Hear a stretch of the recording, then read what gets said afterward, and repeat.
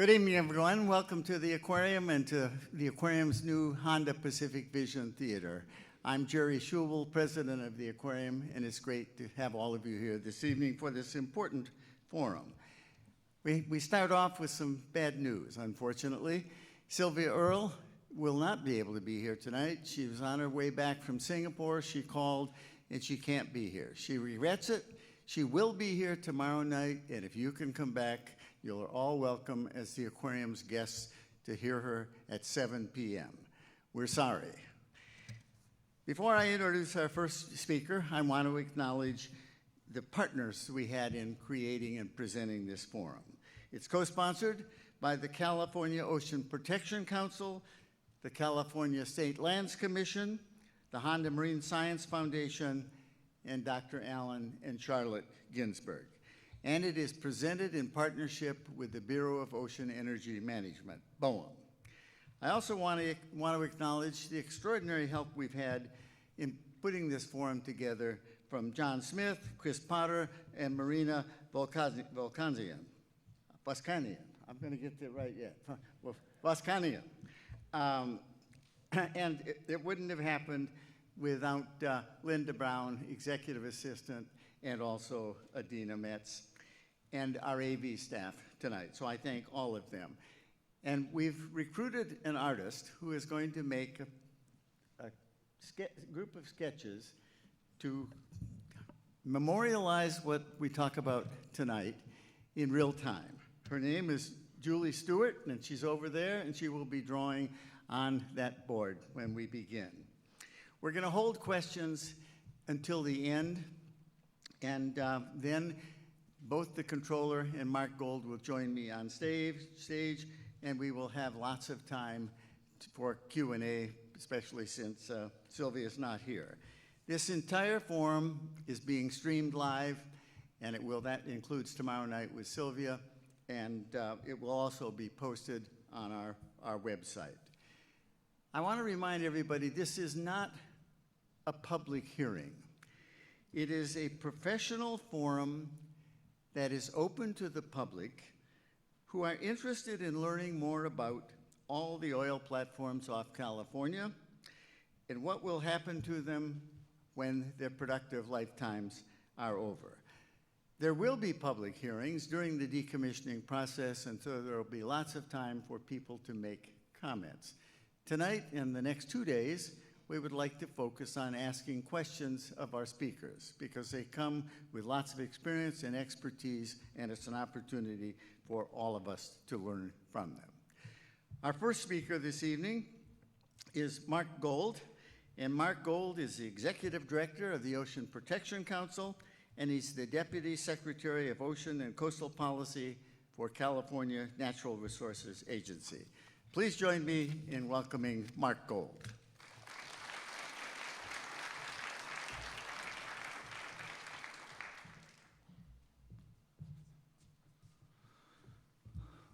Good evening, everyone. I apologize in advance for not being Dr. Sylvia Earle, because I think that's why I'm here as well. So I'm with you guys very much in that regard. A couple things, I think there was a miscommunication on my end. I apologize. There should be slides, hopefully, that'll pop up by the time I finish my talk. If not, this will be quite entertaining. But I did want to start off with talking about what's really been in the news in the state of California on coast and ocean literally in the last 72 hours. So if you didn't catch with everything else going on, Governor Newsom's proposed budget just came out on Friday.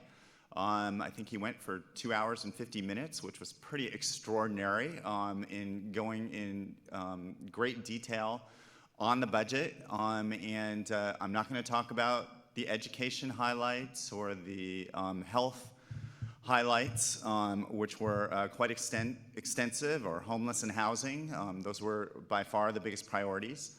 But there also was a very significant climate component, and I don't think anyone in this audience really needs much of a detailed explanation on climate impacts and what we're really facing in California and globally. And as such, Governor Newsom has really taken climate as a top priority, sort of carrying the torch from the previous administration, from Governor Brown, which is great to hear. And there was a significant climate budget component to the budget itself, and it was about $12 billion over the next 5 years. And the breakdown on that is you have the greenhouse gas reduction funds, which is a significant component of that. That's not really a new thing for the state of California. Obviously, cap and trade's been going on for quite some time. But the new items were that there's a climate resilience bond, and it's $4.75 billion.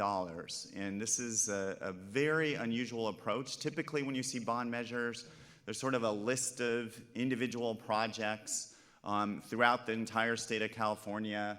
And as such, you know, there might be something that's really of interest to you and your community, whereas, you know, the vast majority may not be there, have anything at all. But in this case, took the unusual tact of actually doing it by stressor. So you have looking at drought, looking at flood, looking at fire, and of course on the coast, sea level rise is the big driver in that regard. And so there's about $500 million in the proposed bond for coastal resilience. About $320 million of that goes to wetlands. About $50 million would go for transportation infrastructure to have some pilots.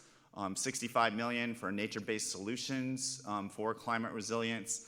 And then probably about another $65 million for a wide variety of different scientific needs, everything from the kelp collapse on the North Coast to ocean acidification and hypoxia issues, microplastics and plastics, marine debris, et cetera, et cetera. So it's an interesting approach. Obviously now there's going to be a great deal of negotiations between the administration and the legislature before they arrive on a bond package that hopefully we'll all be voting on in the November election. But I did want to bring that up to sort of start us off on this as really one of the highlights within the budget itself. All right. So at the Ocean Protection Council, we have been working on putting together a strategic plan, and our hope is that this will be approved by the Ocean Protection Council, which includes the next speaker, Controller Betty Yee, as chair of the State Lands Commission, and Secretary of Resources, Wade Crowfoot, as well as Secretary of Cal EPA, Jared Blumenfeld, and others. And rather than going through each one of these in grisly detail because of time, the first component is obviously making California, taking into account obviously the climate impacts that we have on the coast of California. Whoops, pressing the wrong thing. How do you go back? All right, so there we go. So with coastal resilience, here we are talking about this today, and I don't know if any of you guys participated in the King Tide weekend. This is one of two that are going on right now, and Coastal Commission as well as state parks and other state agencies have been all over this, and you can go online and look up King Tides and see the photos that have been snapped in the last 48 hours. And these aren't from them, but obviously this shows you that what's happening on King Tides really gives us an idea of what things are going to be like on sea level rise in the next few years. The science tells us that the amount of sea level rise that we could see by end of century is anywhere from 1 to 2 meters. And so that's some pretty serious stuff in there. And so in that regard, there's a pretty large component within the strategic plan itself. Perhaps the most controversial up front is, as a goal, is to ensure that California's coast is resilient to at least a 3.5-foot sea level rise by 2050. So that's not sort of the extreme of what we could see. It's something that is a pretty, about a 5% risk of happening, but something nonetheless we need to, as a state, start taking this a heck of a lot more seriously than we have been and doing this in a much more coordinated fashion. And so those are some of the highlights there. In dealing with the coastal resilience issues, setting targets on wetlands is really critical. Nature-based solution approaches to dealing with coastal resilience is also very, very critical. Ocean acidification and hypoxia, we're seeing impacts today already, and they're being exacerbated by coastal discharges from sewage treatment plants. And so really trying to work with the State Water Resources Control Board and other agencies on really how to manage ocean acidification changes with all of the embedded carbon that are continuing to cause the problems that we have along the coast of California. So these are some of the things that are within the actual plan itself. And so moving forward to a next section, I just threw this in here, not just to annoy my son who's here, who took the photos. We just got back from vacation in Baja, but everyone loves a good whale shark photo, so that's just to make sure you're paying attention. All right, so another critical component of the 4 pillars we have within this plan is to advance equity across ocean and coastal policies and actions. Again, I'm not going to go through it in great detail, but obviously we need to do a much better job in working with the tribes in the state of California. We really are excited in really starting a program working with the tribes and getting the tribes to actually help us monitor MPAs, marine protected areas, and really get a lot more information from the tribes themselves and get them much more engaged in the Marine Protected Area Protection Program, among other sorts of things. Equity issues, access for all is one of the highest priorities of Governor Newsom, is really trying to make all of California's state parks and public spaces, our beaches, which are obviously open for everyone, but getting to them and having access to them is another issue altogether, and that's one of Governor Newsom's top priorities, as well as Secretary Crowfoot's. And so an Access for All action plan is definitely a major part of that as well.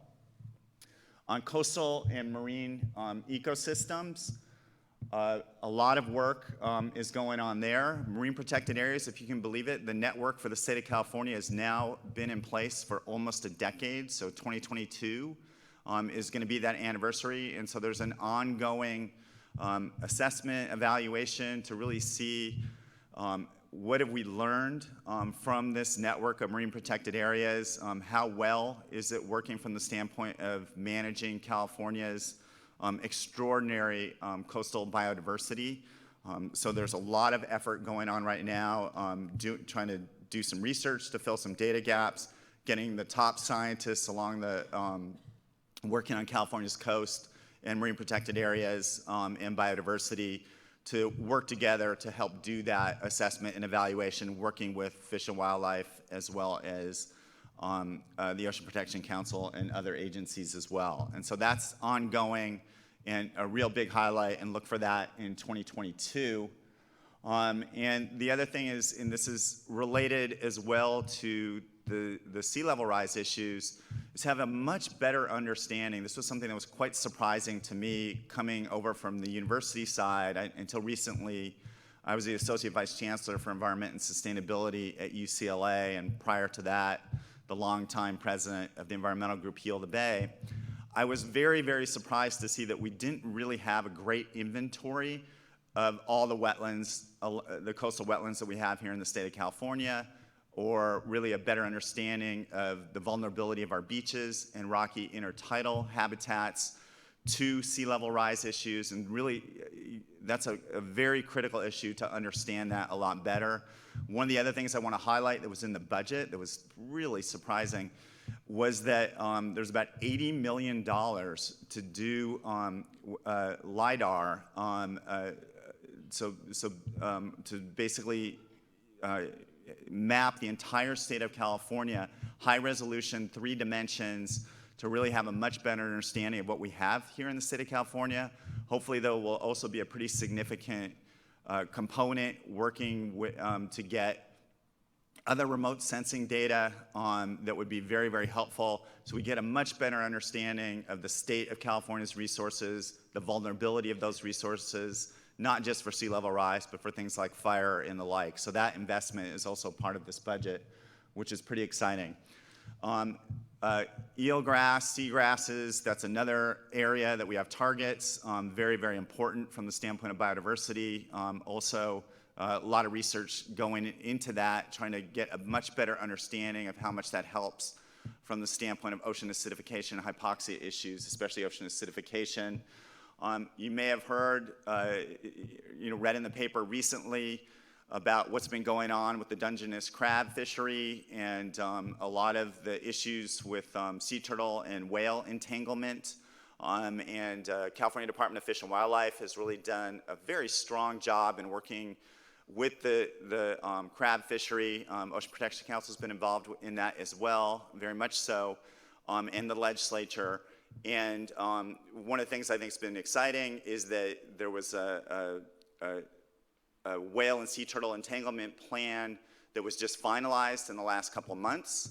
And so that's done. And one of the things that we want in this plan is basically have a target of 0 mortality for sea turtles and whales in the state of California. And so we have a long way to do that.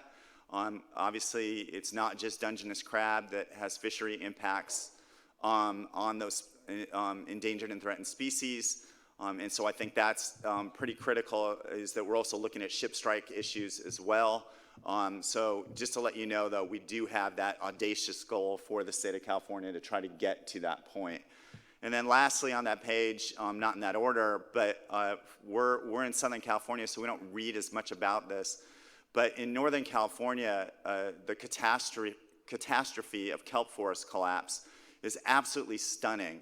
There's literally been a 97% loss of kelp forests, 97%. And I got dragged out there to do a quick scuba dive in Sonoma, and it was about the most depressing dive I've ever seen in my entire life. Literally 0 bull kelp whatsoever, and urchins every square inch, purple urchins. So just all one urchin barren after the other, and it's like that really almost throughout the entire Sonoma County. And so a lot of that, if you haven't been following on why that is, a lot of that came from the sea star wasting disease up there in Northern California. That's your primary urchin predator.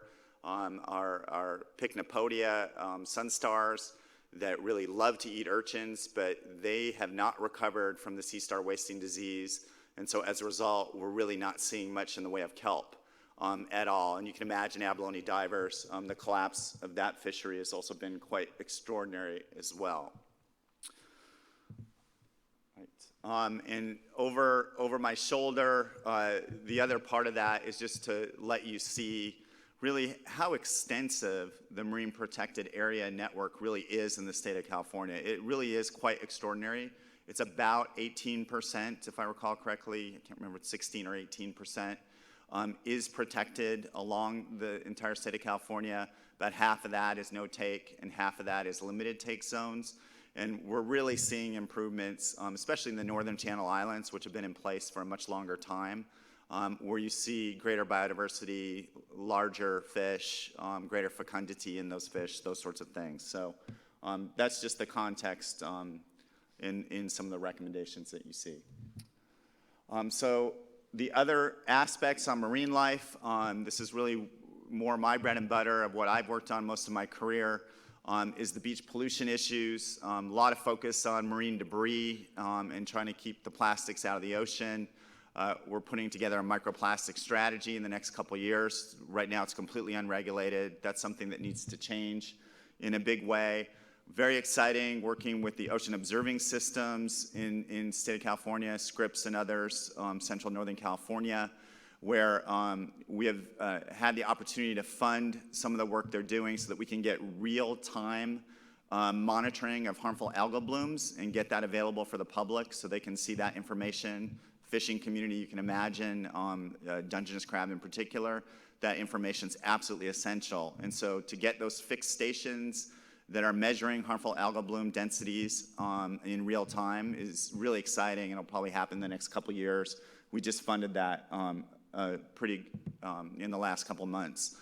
And then lastly, the state of California, I think what we've seen with things like sea star wasting disease, sometimes invasive species, other sorts of diseases like the abalone withering foot disease, that we really need to improve our capabilities in the state of California to being able to rapidly respond to emergencies before they get too out of control. And so that's another thing that's part of this plan as well. All right. We're all too familiar with those.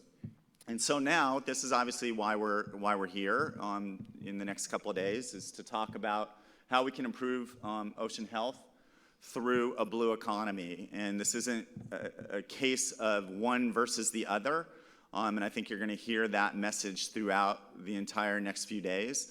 It's really, how do we have a healthy blue economy that's also going to help out biodiversity, marine life, as well as public and human health along the way. And so that's a pretty critical component from the standpoint of how this pillar is shaped. Doing a lot more on sustainable seafood. We almost had a sustainable seafood program in around 2009 to 2010. There was a Monning bill, Bill Monning, that got really close to recommendations, and it just didn't quite get to the finish line. I think we've learned a heck of a lot in the last decade since that happened, where we can actually get a sustainable seafood program in place where there are sustainable fisheries in California. We really want to highlight those to the consumer, but we want to do it in the context of talking about how some of the other seafood coming to California is really non-sustainable. So some of the imports on mariculture and aquaculture and from other countries in the seafood that's provided to California, obviously it's not nearly as well regulated as we have in California. So that big, well-rounded picture is a huge part of really improving our blue economy in that regard. Fishing, there's going to be changes from the standpoint of distribution of commercially viable seafood with climate change and temperature changes. And so we really need to be on top of that and working with the fishing community so that they're ready for it, so they can respond to those changes in an effective way.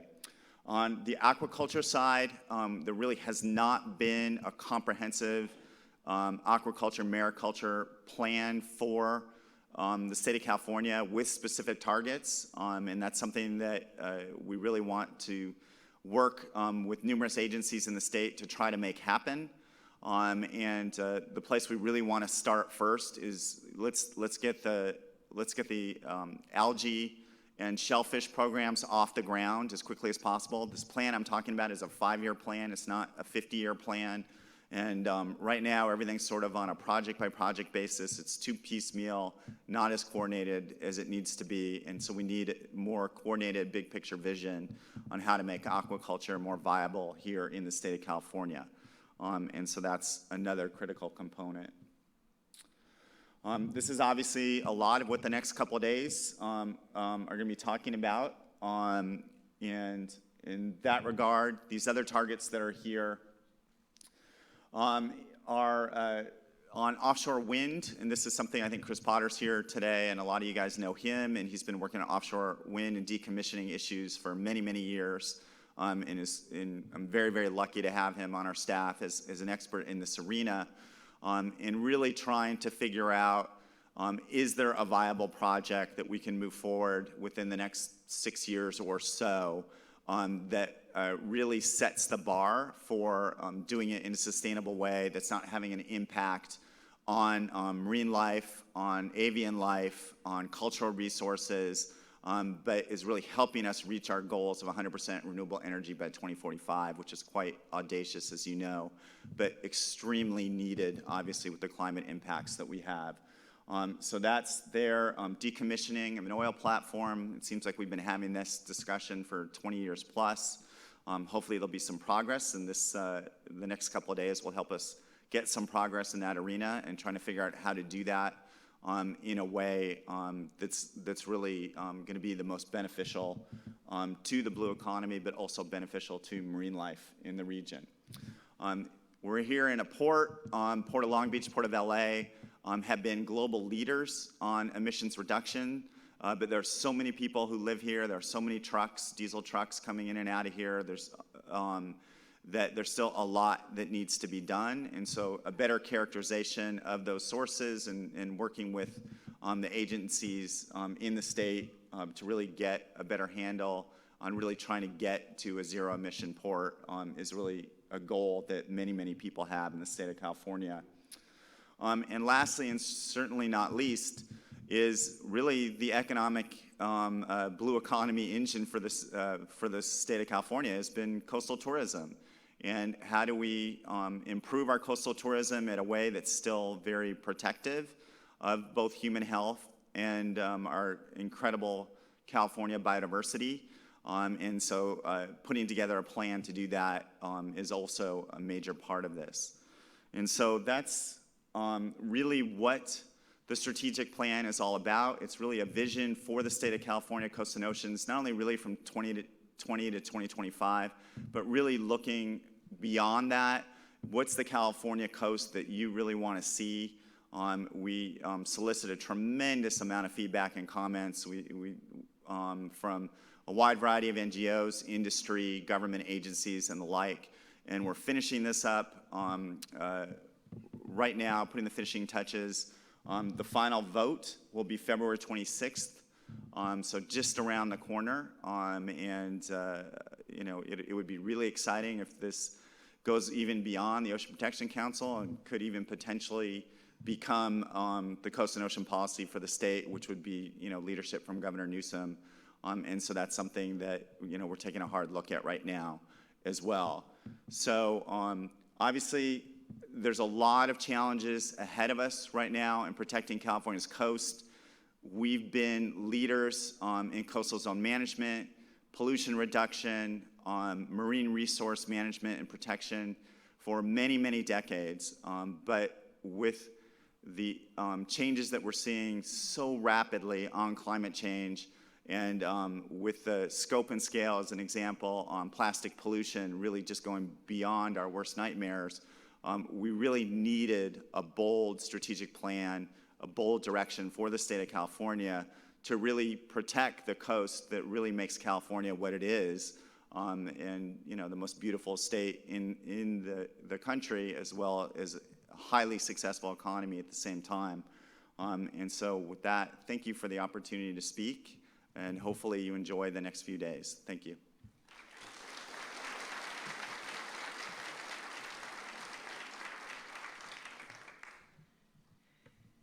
Thank you, Mark. Now it is my distinct pleasure to welcome the state's controller, Betty Yee. She's also the chair of the California State Lands Commission, and she has a bold, strong vision for the future of California and the role of the ocean that will play in that future, or that can play in that future. And after she has made her remarks, both Mark and she will be coming up on stage, so think about the questions you want to ask them.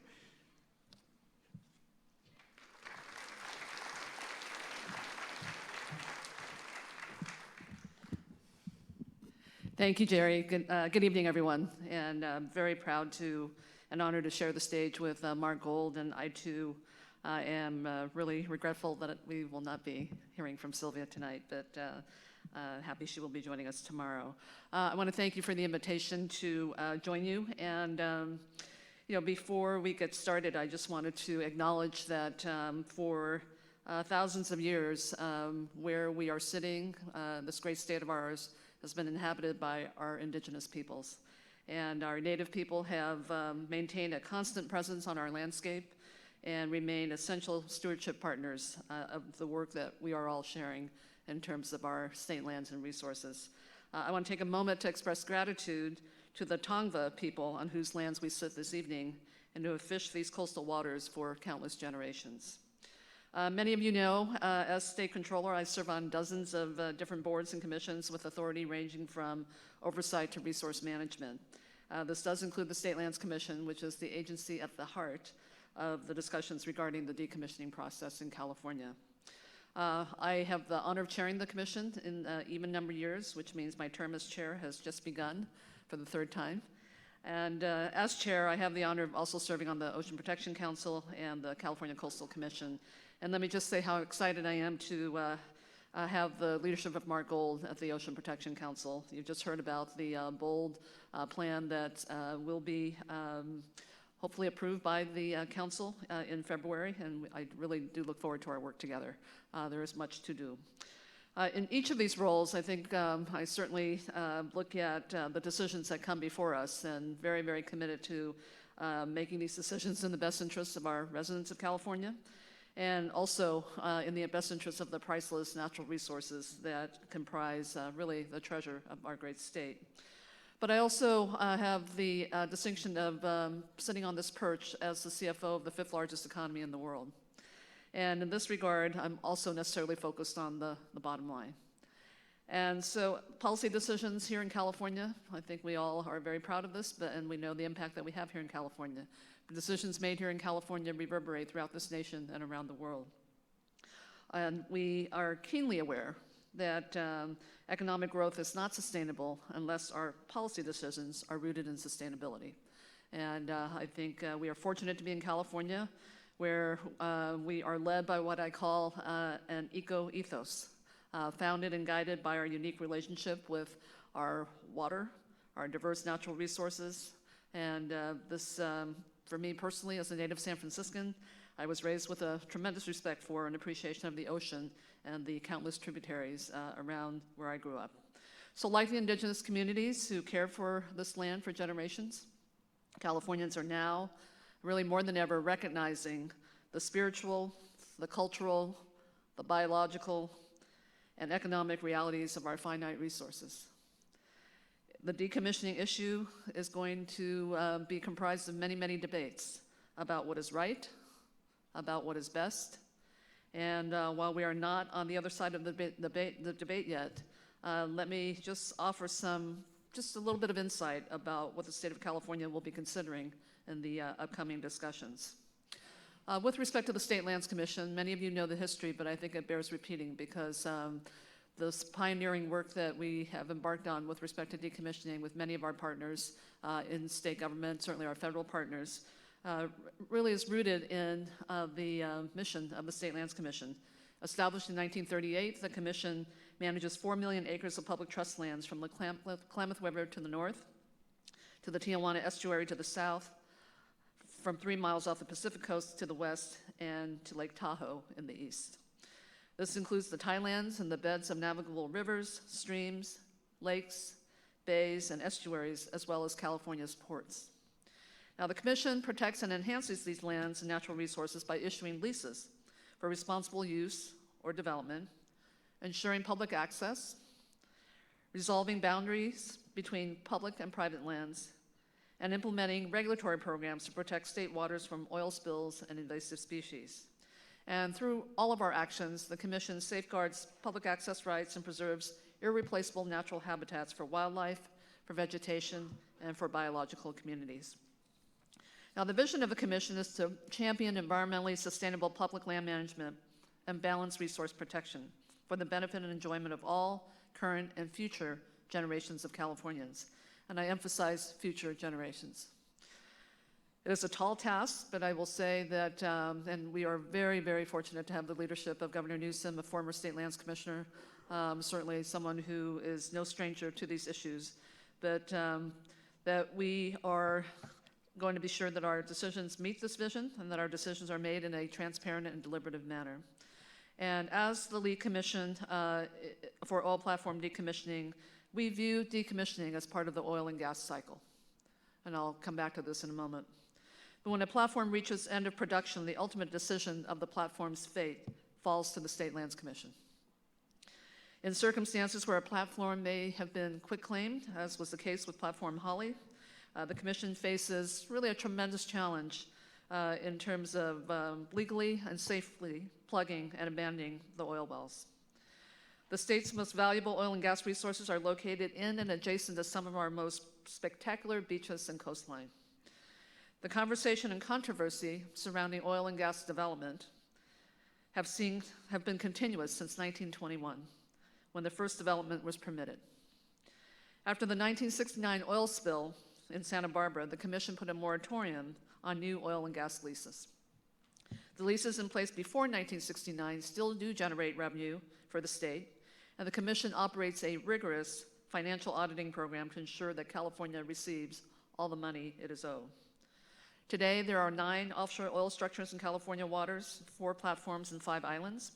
And as you know, the oil platform decommissioning process is lengthy, it is arduous, and it is expensive, involving various stakeholders at the public, private, legislative, executive, and tribal community levels. And I want to just emphasize again the importance of our tribal communities, as they have long been affected by land management decisions without the benefit of input or even consultation. And in my first year on the State Lands Commission in 2015, we were able to bring stakeholders into agreement on the first strategic plan in the Commission's history, in consultation with our tribal partners and with an eye towards environmental justice. And in consulting our Native nations, we now have included a long ignored and vital voice. And just to be clear, in terms of the status, the Commission has not taken any formal action on the ultimate disposition of an offshore oil platform or island, certainly during my tenure on the Commission. The decision to whether to fully remove a platform or to partially remove a platform or repurpose it for uses like a reef or to repurpose the entire platform will be controversial. No surprise. On the one hand, I know many strongly believe that the oil industry should remove all of the infrastructure from state and federal waters once they are no longer producing oil. And essentially, many believe that the oil industry should not be allowed to leave their trash on the ocean floor in order to save on decommissioning costs. On the other hand, others believe that there is significant and important marine habitat that have grown and developed on and around the infrastructure, and that removing it all will cause significant environmental impacts. And then there are some within the oil industry community that believe that there's beneficial use to leaving some of the infrastructure in place, and they would not object to saving money by only decommissioning a portion of the platform and leaving the rest in place. So you can see where these debates can go, and there will be plenty of them. Each platform, especially in state waters, is unique, along with the local community and marine habitat where each state platform is located. So given that, there may be different scientific, economic, and environmental justice, socioeconomic, financial, tribal, and community considerations and preferences that may vary from platform to platform. So we recognize that there is not a one-size-fits-all approach. And let me be clear about this. Every and any decision on the ultimate disposition of a state platform will be made using the best available science and data, and after a very robust and comprehensive public engagement process.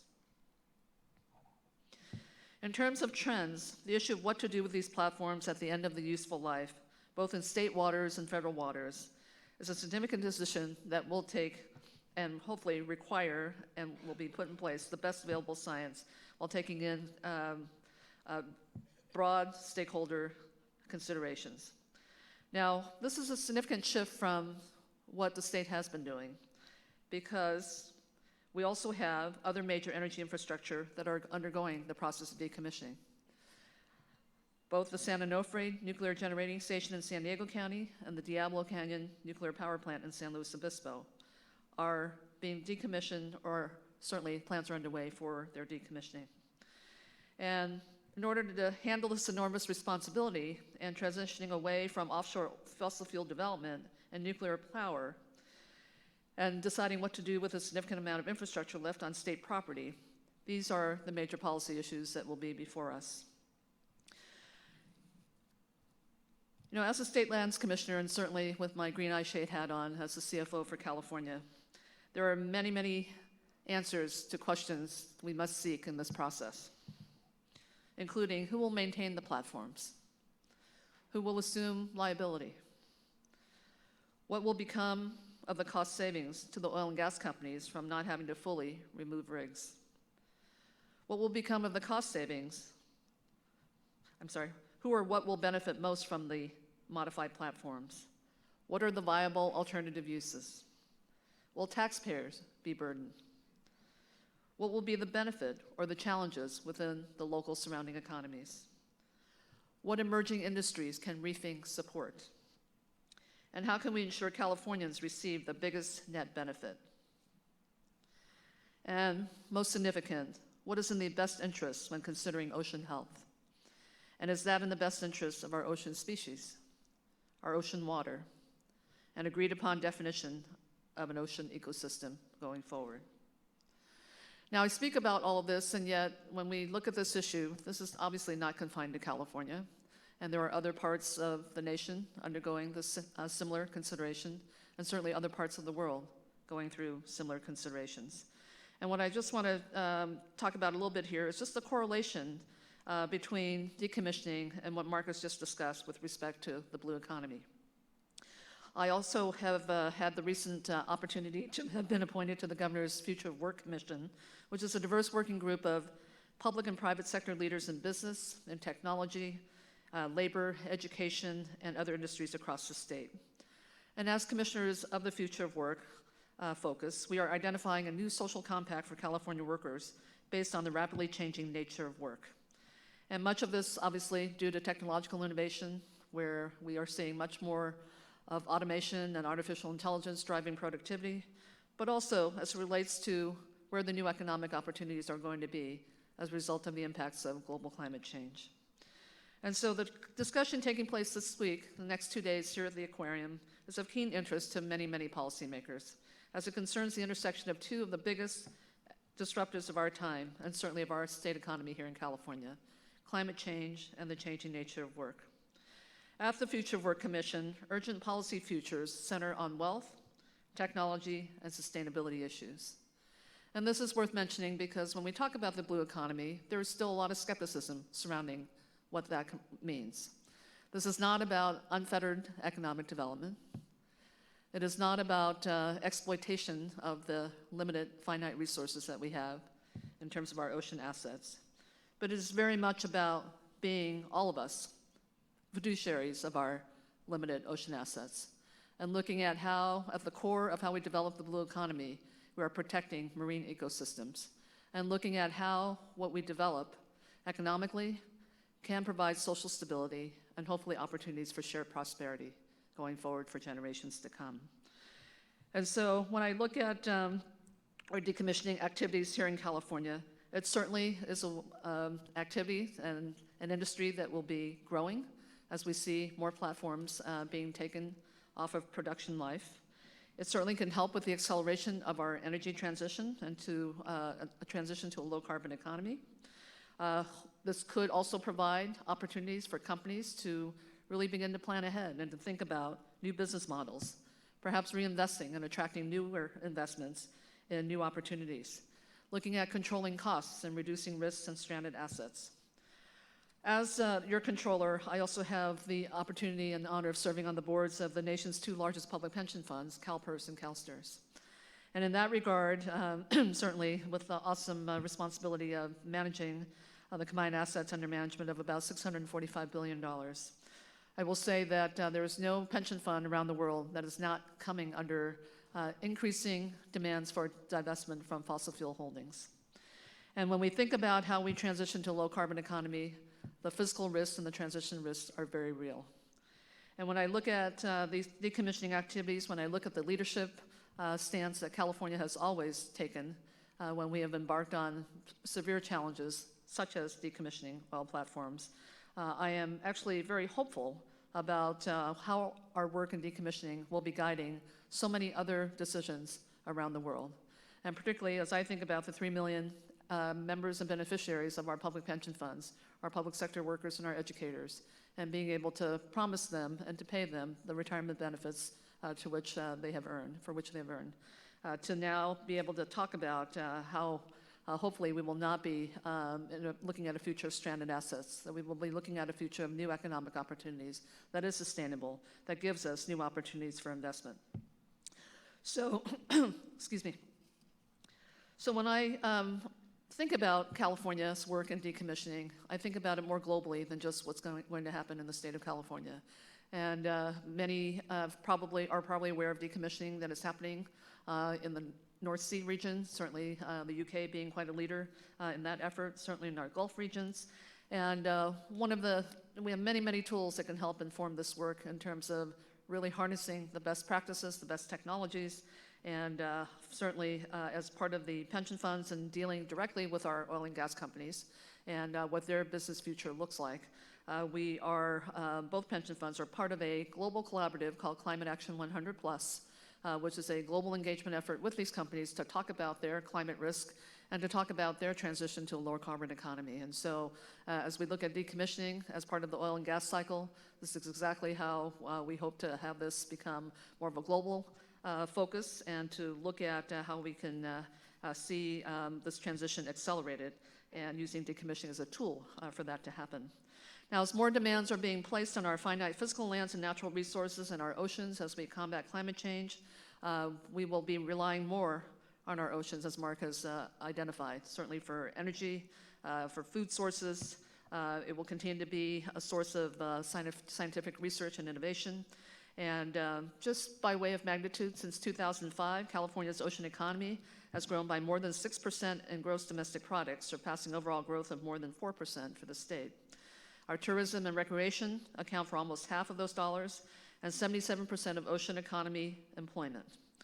In 2014, shore-adjacent counties generated more than 85% of the state's total GDP. So this matters. This matters. And so when we talk about the blue economy, it is about being fiduciaries of our ocean assets. This is not just about, as I said, unfettered economic development. It certainly is not about exploitation of our ocean resources. It is about really exercising our duty of care with respect to protecting the ecosystems that we have, looking at protecting the limited, finite resources that we have in our oceans, but also with the vision in mind of how we will provide for social stability and shared prosperity in the future.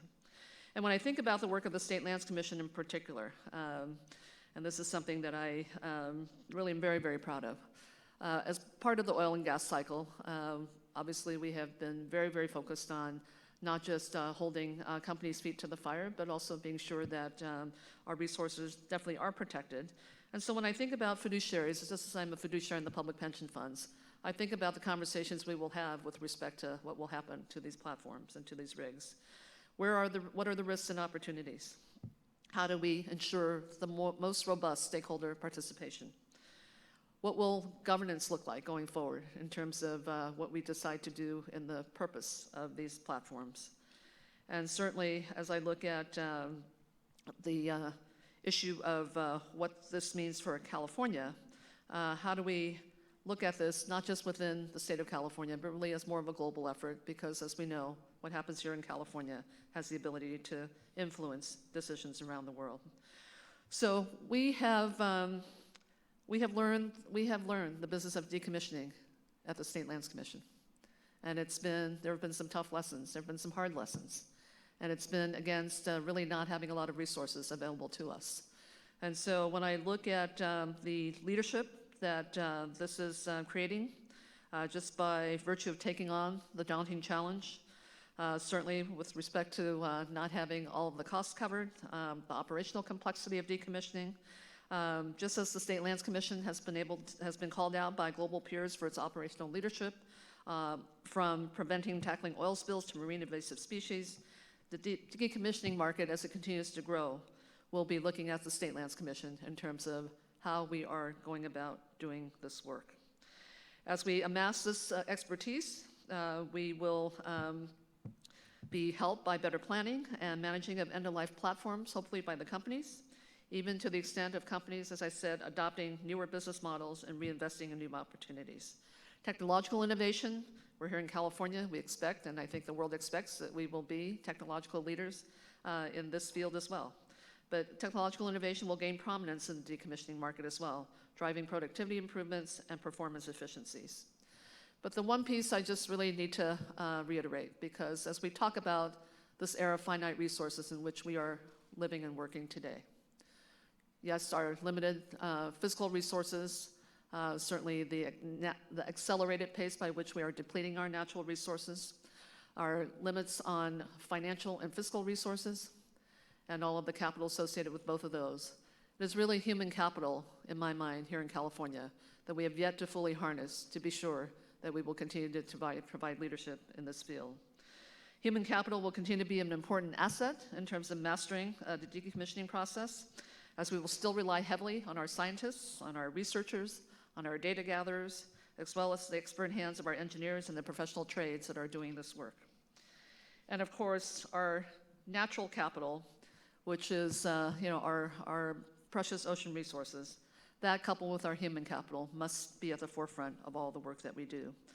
So to say that I'm proud of the work of the State Lands Commission staff and of the Commission itself is truly a gross understatement. Much of the decommissioning responsibilities have fallen to staff who have built the bandwidth to do the job. If not planned decommissions, government may be on the hook for more and more costs should the operators lack the financial resources, and there is no margin of error for this work, both with respect to operations and with respect to costs. So I began my remarks framing decommissioning as part of the oil and gas cycle at the State Lands Commission.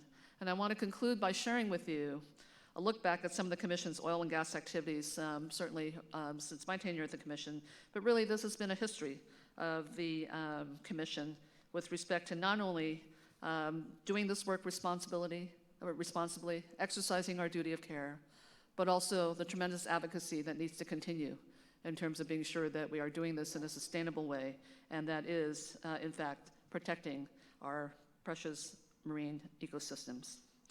Last February, the Commission voted to support proposed federal legislation to permanently prohibit new oil and gas leasing in the Outer Continental Shelf off the coast of California. And it seems like we're constantly taking more and more positions on this. As we know, this is continuing to be a topic of exploration by this current administration. Last April, we sent a comment letter expressing concerns related to the proposed changes to the Coastal Zone Management Act, as those changes related to state review of offshore oil and gas development. Last June, the Commission sent a comment letter to the Bureau of Land Management's Bakersfield office relating to a draft supplemental environmental impact statement related to fracking. And though this is not specifically offshore related, it does relate to expanded oil and gas development onshore, and we will take a position on that as well. Last June, the Commission, through its responsible management of the state's existing offshore oil and gas operations, we have managed to return over 7,200 acres offshore to the California Coastal Sanctuary, where these lands will never be used for oil and gas development again. And in addition to these actions taken this year, the Commission has also historically taken complementary or support positions opposing the expansion of offshore development. So we have done this consistently, and we will continue to do so as we move forward. And let me just say that since the beginning of 2017, the Commission, through its responsible management of the state's offshore oil and gas operations, just last year alone, we talked about returning 7,200 acres of offshore to the coastal sanctuary. Since 2017, this has amounted to almost 16,500 acres. And so we will continue to do this work. We will continue to do this work as we see the entire global economy shift away from oil and gas development and production, but the leadership will reside here in California. And it is that human capital and our natural capital that I think will really propel us to not only exercise our duty of care with respect to the generations to come, but also demonstrate for the rest of the world that we can be good environmental fiduciaries and still grow our economy. Thank you for the opportunity to be here.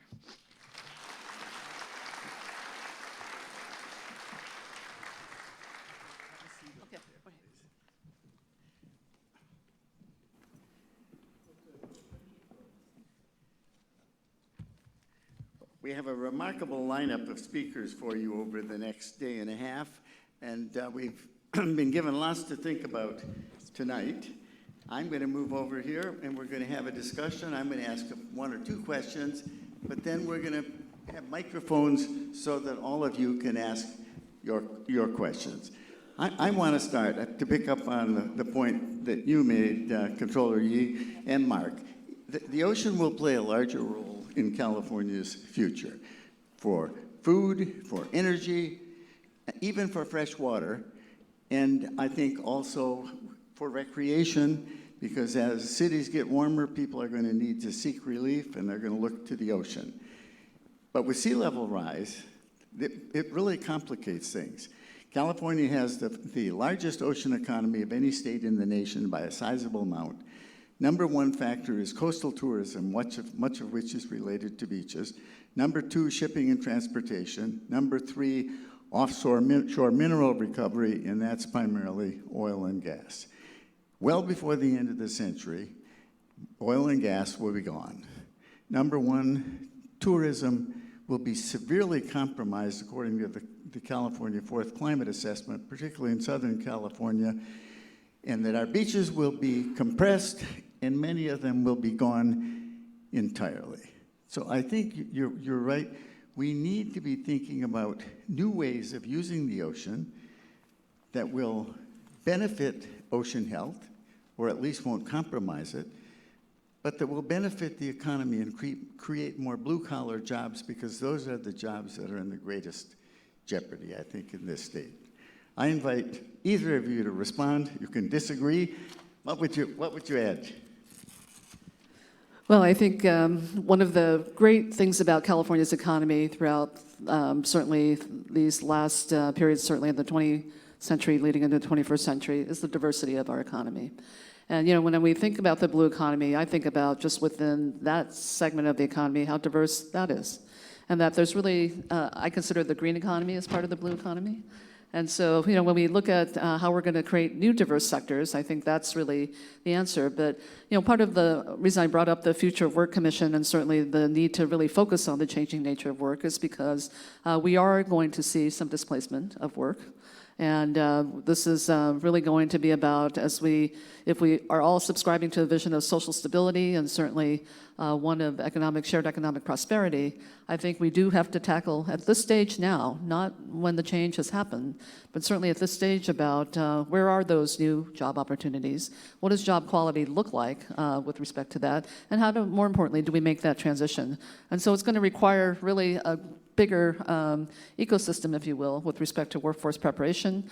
I know our educational institutions, particularly our community colleges, are already very, very focused on this. I think we've seen tools that have worked when we've had prior transitions in our economy. The apprenticeship model in the trades, I think, is a terrific model in terms of looking at how we can get many more people trained for the skills of tomorrow. But this is going to be very much driven by technology, and so I think that is one piece that we just have to be very sanguine about. Technology will displace some workers, but I don't think any of us are subscribing to really a robot Armageddon or anything like that. But this is really about how do we just harness the human capital so that we can really reimagine work. This is a great time to really begin to think about what's possible in terms of new types of job opportunities. So I just wanted to add to that, and with the perspective of, if you look at sea level rise, one of the things that we should be focusing on right off the bat is our infrastructure. And if we're going to modify or build new infrastructure, that's a lot of jobs. And so from the standpoint of whether it's keeps drifting in and out, so I'm sorry about that. So whether it's from the standpoint of we're doing a lot more wetland restoration, that's a lot of restoration jobs. From the standpoint of modifying our transportation infrastructure in a manner that's not going to be flooded, that's going to be a lot of jobs in a pretty significant way. Making our ports more climate resilient is also going to create a great deal of jobs. I liken it to the early part, I'm sorry, I keep doing this, the early part of my career working, trying that one instead.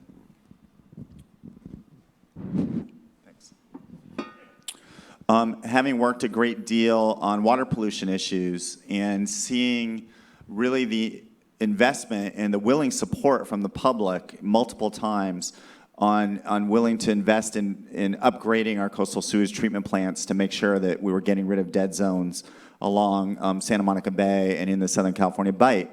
Extraordinary investments of billions and billions of dollars. And I think this is going to be a similar sort of situation. When we look at our coastal sewage treatment plants discharging all of that water when we could be recycling and reusing that water, that's criminal. And from the standpoint of upgrading those treatment plants, we're seeing commitments from the City of Los Angeles, from the LA County Sanitation Districts and the Metropolitan Water District from the city of San Diego, and Orange County has already been leading the way globally on these sorts of issues. Those are blue economy jobs from my perspective, and it's modernizing our water infrastructure in a way that's going to provide multiple benefits, not only to our coast and ocean and biodiversity, but to us from the standpoint of having reliable water supplies. So I really, as horrible as it sounds to expect on sea level rise, I think the opportunities are absolutely extraordinary for innovation and something I'm really looking forward to. And I think probably much of that, those facilities, when we're going to rebuild them at a higher elevation, because otherwise their lifetime is going to be pretty short. I was just going to add two other thoughts. One is, and this is really speaking to the governor's leadership again, also included in the budget is a revolving loan fund that will be run through the infrastructure bank for climate resilient innovation projects. And so obviously here, home to innovation in California, I think and I really view this as really a renaissance for entrepreneurship, because when you look at all that we need to have in place to really begin to combat, but also live with the new reality of the impacts of climate change. That's what it's going to take. But the other initiative that I think is worth focusing on, because we've talked a lot about, and we hear a lot about certainly threats to water supply, food supply, with respect to the impacts of climate change. And this administration, Governor Newsom, has been very, very focused on this concept of regions rising. And the idea here is, how do we look at really the distinct regions that make up California and begin to really foster, building each region's own capacity, so that as food supplies become compromised, can each of the regions look at being the cultivator of its own food? Can it look at, just creating its own, microeconomies, with respect to any of these issues that we're talking about? And a lot of that, frankly, is based on the fact that we have human talent all throughout the state, and plenty of it. And we ought to be the nation's laboratory, I think, for figuring out ways to live with climate change. And I think with agriculture, as you point out, we have the largest agricultural economy of any state in the nation. It's going to be severely challenged with climate change. It uses something like 70% of our fresh water. So Mark, this is a question for you. I embrace that goal in the OPC strategic plan of having a comprehensive aquaculture plan and focusing initially on seaweed and shellfish is good, but there's a lot of compelling scientific evidence that we could support offshore finfish aquaculture in this state, and it wasn't mentioned. Yeah, I figured I'd get that from you. I know Jerry very well, and we take turns, I think, doing this to each other. But this to me is so I'm a scientist, and background, I would agree with Jerry from the standpoint of we know a heck of a lot on how to do mariculture with fish in a sustainable way. What I've seen, though, over the last 20 plus years in the state of California is there's been so many fits and starts and inconsistencies, and this is a case, and you can hammer me for a little bit of inconsistency on leadership in the strategic plan, because on climate, we really took a longer view than 5 years, because with climate, we felt like we had to. But on aquaculture, it really was sticking to the 5 years. And, if we're having this discussion in 3 years into this, and there's a strong plan, and we start seeing consistent implementation of algae aquaculture and shellfish aquaculture, and it's not just on this case-by-case basis, where you have individual fights in each region and all this other sort of stuff that's been going on, I'll be very happy to say you were right and I was wrong. This is really more of a policy perspective of getting something done and not messing it up, and making sure we have a successful 5 years before we grow the industry in a way that to reach our potential. That leads me to the question, though. It seems to me at all levels of government, one of our deficiencies is mechanisms to infuse the latest academic science into the policymaking process early in the process, because nobody wants to admit after a policy I was wrong. What would you I'm excited about this one. So this is literally the first thing I said, when I was being interviewed for the position was, that I had sat on the California Ocean Science Trust during its first 6 years, and that was literally created for the purpose of bridging this gap. I can tell you in our first 6 years, we failed miserably in doing so. There was a lot of information exchange, et cetera, but from the standpoint of really leading to true innovation and that connection, it didn't happen. Then I went to the university sector and sort of looked at it from the other perspective of, okay, here we are at UCLA, obviously world-class research university, and how much of what's going on in Sacramento on policy or how we're doing coastal management influenced any of the research portfolios of people at UCLA. It was pretty trivial. And so the first thing that we're doing, and it's starting in 2 weeks, is we're going on an academic roadshow with California Sea Grant and the Ocean Science Trust. And we are meeting with the marine science leaders in the state of California, almost university by university. First one's going to be at Davis, then we're going to do a San Francisco area, then we're going to do a UCSB, we're going to go to Scripps, we're obviously going to do an LA one. We're really going to meet with dozens and dozens of marine scientists, and not just the usual suspects who are the ones who come to the Ocean Protection Council all the time, but there are so many people who I knew at UCLA. They're not using Sea Grant. For them, it's National Science Foundation or nothing, because you can get a $5 million grant. You're not getting that from Sea Grant. And so really sitting down with them, finding out the latest and greatest of what they're doing in research, but also explaining to them what our immediate needs are, and putting them in situations saying, okay, what would you do from the standpoint of how do we move forward, bridge these gaps, and influence policy? And climate, if there's ever been a better example to really apply that brain power, I don't know what it is, and because we have to do it on climate. So this is why I'm so excited about our leadership with Mark, the head of OPC. This is very exciting. I am not a scientist. I'm a numbers person. But I can say that everything that we do now has to be informed by the science.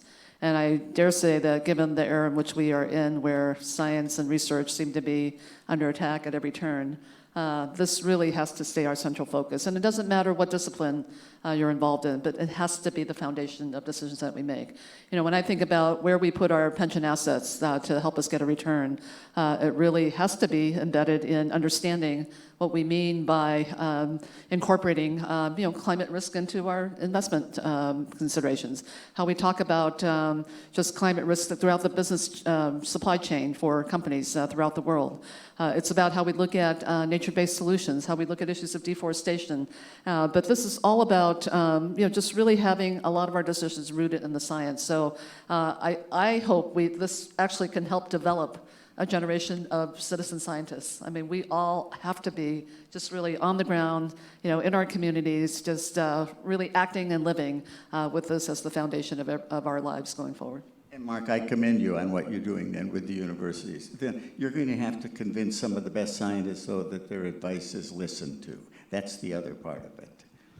Yeah, I feel, for those of you who know, it's probably so unfair for me to single out this particular scientist, but for those of you who know Jim McWilliams, who's one of the foremost physical oceanographers on the planet, and getting him to actually work on ocean acidification, understand, how his work, working with the Southern California Coastal Water Research Project, NOAA, and University of Washington, really is going to help set the policy in ocean acidification and hypoxia for the state. He was actually genuinely excited to do this sort of work, even though historically it's all been, I'm an ocean physicist, and so I think people, because of the climate crisis, the scientific community is ready at a time that if we were doing this 10 years ago, maybe we just weren't ready for it yet. But now with the climate crisis and the urgency that we have, everybody really wants to do their part. And so, yeah, and that's my job, is to make sure the Ocean Protection Council and the state is that we're making sure that the academic community is valued if they're going to put in the time to really help out the state of California on really answering some of these most complex research questions. That's encouraging. I won't get this right, but Pasteur once said, there aren't two kinds of science, basic and applied. There's only one kind of science, and when it is applied, the originator of that science cup overflows with fulfillment. And that's true. Scientists want their work to matter, and I think... I really wish that was the way the university system worked, but it sure sounds good. Yeah, but I've spent more than 20 years in a Type 1 research university. They have to understand that it matters. It has to be rewarded within the university also. Universities talk about the 3 legs: research, education, public service. They're not equally long legs. 2 of them are very short, and the stool... Service is like this long in comparison, yeah. All right, let's go to our audience. Who has if you raise your hand, someone will bring you a microphone. Come on, somebody ask a good question here. Nobody? No, there's one up there. Okay, down here in front. There's a couple. Go ahead, holler it out, and I'll repeat it. I think we're getting. Can I just do it here? Okay. Yep. But policy is not driven so much by science, but by public perspective. And public perspective is driven by Facebook, Twitter, these kind of things. Do we have some plan to actually get science voices out there so they can actually persuade or have an effect on public perspective? You know, I feel like this is a Jerry Schubel question more than me, but I mean, to me, I look at 2 entities in particular, Long Beach Aquarium, and I would add the Monterey Bay Aquarium, and then the LA County Museum of Natural History, and their engagement on community science has been absolutely extraordinary, and I think it's been a complete game changer, not only in the educational sector, but really in changing people's relationship with biodiversity. I think it's been changing dramatically, and it's something that I can tell you when I was in the academic community, we were admiring, you know, from the standpoint of what an innovative approach to do that. And so, yeah, obviously, you know, the foremost spokesperson for the ocean on the planet, Sylvia Earle, was going to be here tonight, and she has dedicated the last, 40 years of her life in doing exactly what you're talking about. And so having those spokespeople, I mean, that's what's changed the dialogue on the climate crisis dramatically, is some of the leading climate scientists coming out, actually learning how to communicate, which is really critical, and changing that dialogue in a big way. And so it's not just conjecture or the latest tweet, but actually scientists spending a significant amount of their time trying to do more on communication and then community engagement. Yeah. I also think that we're going to see, and I hope, with the governor's commitment on nature-based solutions in the budget, that they'll create a lot more opportunities for people to be able to just firsthand witness, just what these changes are looking like in their communities. And I will just say, not too far from here, in Huntington Beach, the Bolsa Chica wetlands really is, I think, a great example of where citizen science has really taken off, from our young people all the way to older members of the community. But that is something right in people's backyard where there is really that relationship now, and understanding just the interrelationship of our systems. Let's get that happening in Los Cerritos. I hope everybody agrees. And science isn't the only input to policy making, nor should it be. Economics enter, social welfare, questions of equity. But recently, and for a long time, I think, science has been not done well in the policy making process early in. Partly it's the fault of scientists, I think. The scientists, you get rewarded for certain things. And if you want to influence the public or policy, you have to learn how to tell stories that matter to them. And most of us never got promoted or rewarded for telling stories. And so we have to change that. I think we have one down here. Yeah, well, it's really more of an observation. When I look at your target dates up there, 2022 and 2025, it's stunning that it's already 2020. I mean, it's hard to wrap your head around. We are there. And so I applaud your emphasis on short-term target dates, because that's the only way you're going to drive this forward. Right. I mean, we're talking about a Manhattan Project type of effort here. And to keep saying, well, we've got low these many years, no. We've got 2 years, 5 years. We're there.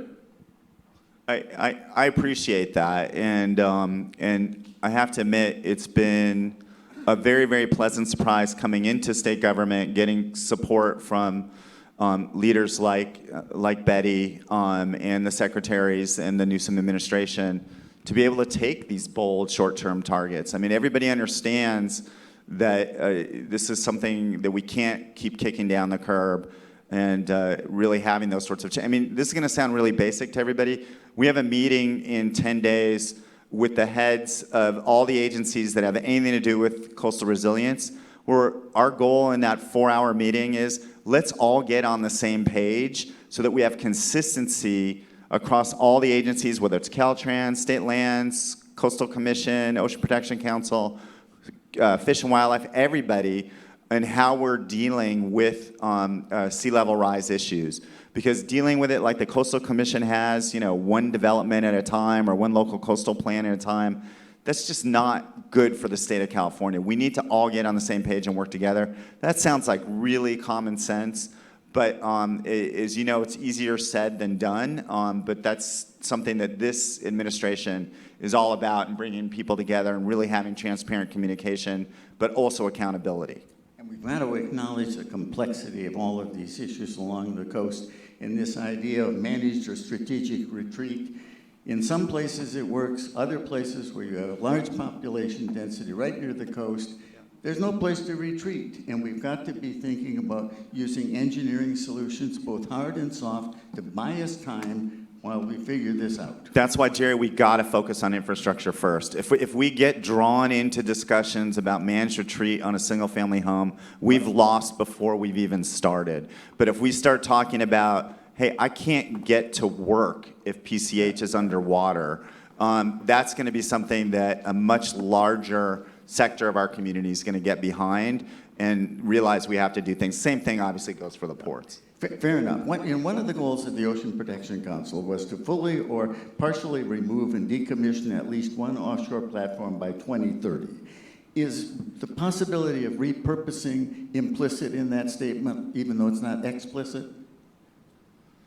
I think this is a case where we had a very interactive discussion, and one of the things that I think came out from a number of people who commented on that item over the last few months was, don't get ahead of yourself and put the cart before the horse. And so, you know, as Betty explained very, very well in her remarks, there's a lot of dialogue that needs to occur. And so if we start off by saying, hey, we're going to repurpose no matter what, that's going to alienate people before we start. But from the standpoint of everybody agreeing we got to decommission and success within a decade, that seems more than manageable.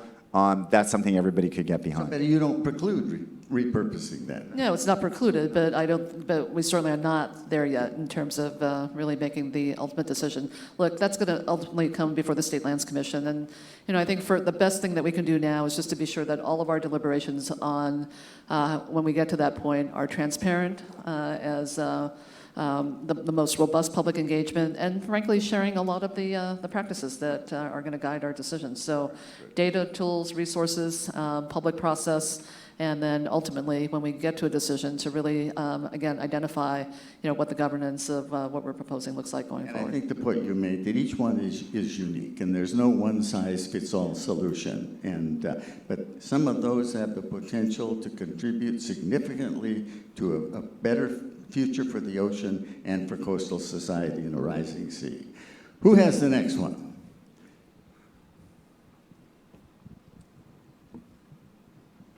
Yeah. The goals, Mark, that you presented on your slides were really significant, admirable. And I was just wondering, take one, for example, the 10,000 acres of, is that new or restored wetlands? And is that estuaries? And is that, for example, on these lists, is that a top-down goal or a kind of a bottom-up goal? Can we just peek behind the curtain on this one, restoration of wetlands? Where are the hot spots where you're going to lose wetlands because of a 3.5 foot by 2050 increase in sea level rise? And is that goal for 2100? And is it going to be in urban areas where now they're flooded? Or it's just interesting, your various goals. Yeah, so that's a little open-ended, but on the wetlands side, to start out, so we did a heck of a lot of research on that, and we talked to Nature Conservancy. They had done a really interesting study a couple years back on looking at wetlands and the risk, the vulnerability to sea level rise. We had extensive conversations with the Coastal Conservancy, and from the standpoint of finally arriving on targets, I have to admit, it was really, at the end of the day, we ended up relying mostly on the Coastal Conservancy, but that was after looking at everything that was available. The 10,000 acres, the Conservancy felt that was pretty much cooked in the next 5 years. Like they think that's really going to happen. Obviously, if this climate resilience bond passes, the 10,000 I think is a pretty high certainty that's going to happen for sure in that case. The other goals, which are much bolder, the increase in 20%, 40%, and it's coastal wetlands, and it also includes estuaries. It also includes the Delta region as well. And those numbers were based on Conservancy numbers. We couldn't put in acreage numbers because we don't feel confident enough in the baselines of where we're at. And so that's also another thing that wasn't up on the screen, which is we'll get a firm, hopefully consensus agreed upon number for really how many acres of coastal wetlands that we have. Believe it or not, the range is like 150 to 300,000 acres. And so it's not anything I felt any certainty on whatsoever, and so that's why we ended up taking the approach we did. As for the sea level rise issue, a lot of that's policy to basically say, let's all move in the same direction. The 3.5 feet is expected by end of century. By having a 2050 target, it gets us all moving in the right direction right away, rather than waiting till 2075 to do anything, which would be absolutely catastrophic. And so that was the approach. The margin of safety was on the date rather than on the number itself, although there was a lot of discussion on should it be 5 feet, 3.5 feet, 7 feet, 12 feet. So we heard lots from many different people on what that number could be.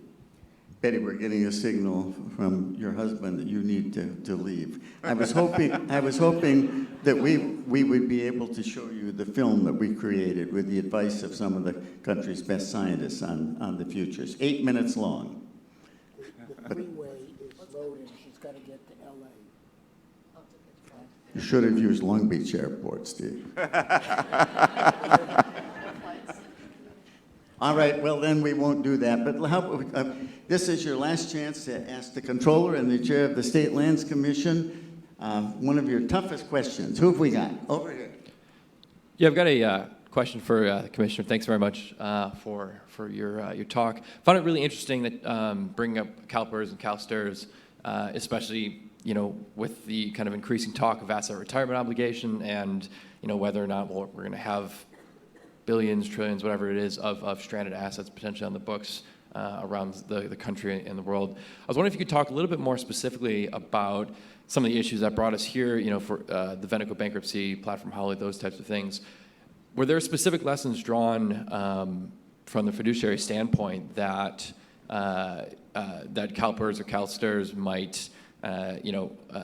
might be engaging with moving forward? And are there any concrete, like I said, lessons drawn or movements that'll be taken from those agencies? Yeah, so as I mentioned, we do quite a bit of regular engagement with the oil and gas sector as part of our Climate Action 100 engagement, and both funds are lead engagers with several companies. And I think really what would be helpful as part of this decommissioning work is to engage companies. They know that the transition is coming.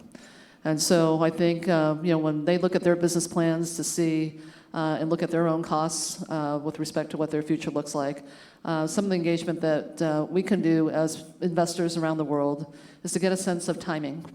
and certainly then looking at what we can do to plan for transition by some of the larger companies, being sure that they have the financial wherewithal to bear a lot of those costs, what they're going to do with their assets, whether they're going to be repurposing them or not.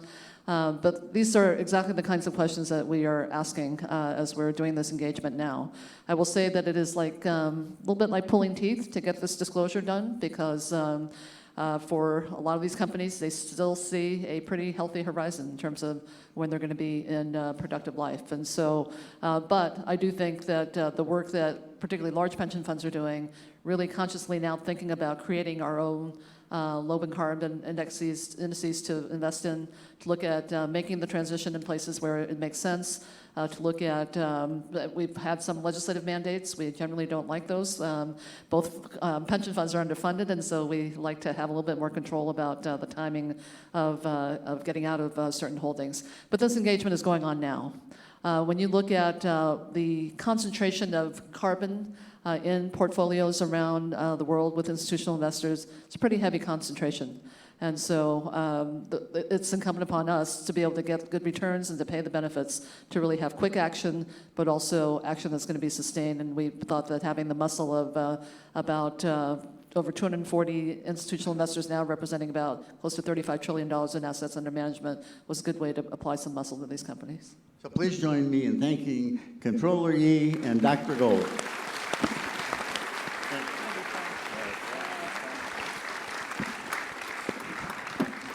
Tomorrow night, Sylvia Earle will be here, 7 p.m. Please come back.